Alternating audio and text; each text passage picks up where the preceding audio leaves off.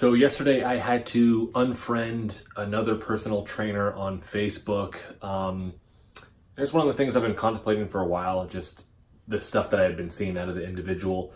Finally I had to make the choice. I had to separate myself from that person, and because they're doing soft tissue work and manual release stuff. Basically, they're doing massage therapy, and here with the Board of Massage Therapy, I mean, you can't practice without a license. I mean, that's most states. And it's just something that I really disagree with the industry, where I see a lot of trainers just doing this stuff, and they don't really care. They're not going to go get licensed. They think they know better, and they're just going to do that. And I get the intent behind it, because they ultimately want to help their clients.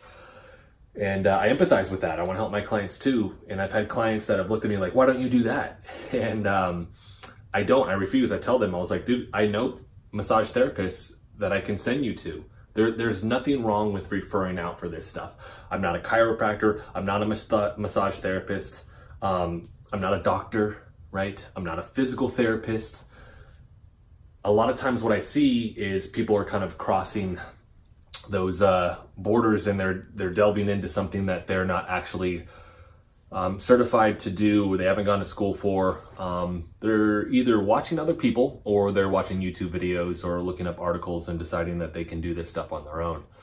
And that's what this individual is doing. And I don't want to be tied to that. It's one of those things that, one, I strongly disagree with it, but two, for me, I feel liable in a sense if I'm partaking in that. And I've brought it up to this individual a couple times and said, hey, you can't do that. Like, you're not a massage therapist, and they don't care. They're going to continue to do that. So I just have to distance myself from that. In this particular instance too, they were talking about how they were sore with their hands and their forearms because they had been working on somebody for a couple hours. And then they said that massage therapists don't know what they're doing. And that this person didn't need to go get basically like a frou-frou massage and all that other stuff, because it wasn't going to do anything. This person, as far as I know, doesn't even go to massage therapists. How would they know, right? There's a different scale, just like there is with trainers. Some people specialize more in soft tissue, myofascial release, things like this, that they can help with that. And like I said, it's just one of those things where it got to the point where I've said a handful of times, and now I'm just biting my tongue, and now I just have to distance myself away from it, because it's not helping me any. I'll watch some of the stuff at the gym, and it just gets on my nerves. It just irks me, because a lot of the stuff that they're doing too, they've actually watched me do with the medical exercise stuff, and they're just immediately implementing it. One, they haven't gone through the certification, but two, they don't even know what they're doing. They don't know what they're looking for. One day I went in, they're doing the thing called the painful arc test, where your arm's at your side and you're going up and you're saying, where do you experience pain? And they're like, oh yeah. And they start rambling off. They don't even know what they're looking for. Because at that point, we're looking for if they have some type of impingement going on, or they might have some AC joint issues going on as well. And even as a medical exercise specialist, if I see that, I can't tell them, oh, you have this. I don't diagnose, right?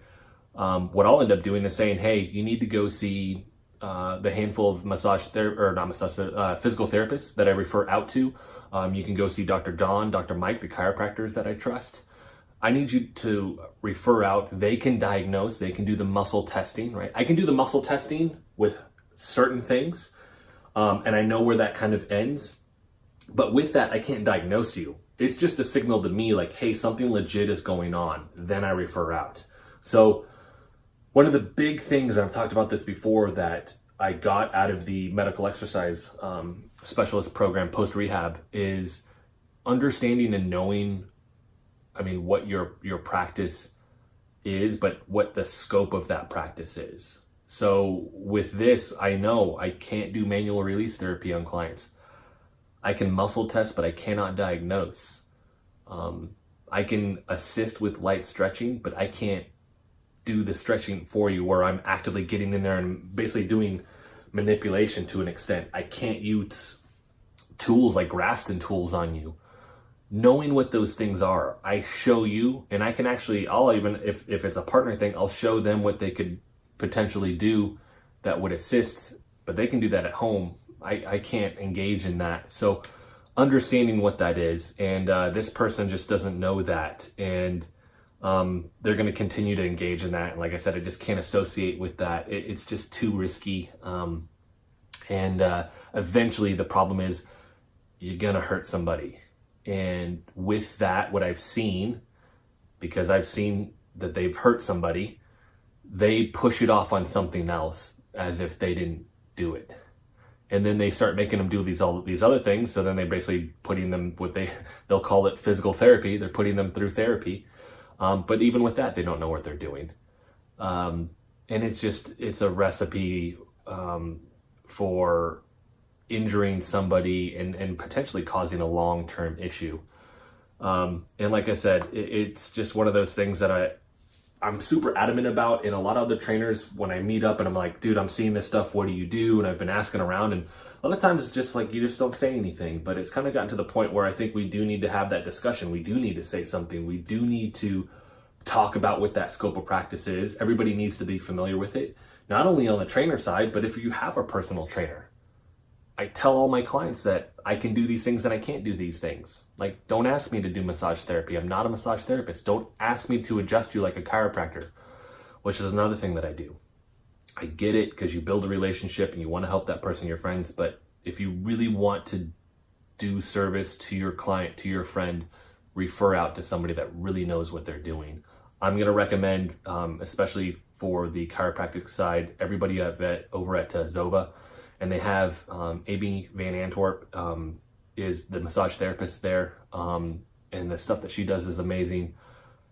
Go to somebody that can help you with those things. Don't just rely on the personal trainer for that. So I'm going to pump out more of these discussion pieces just because I want to get that engagement from everybody.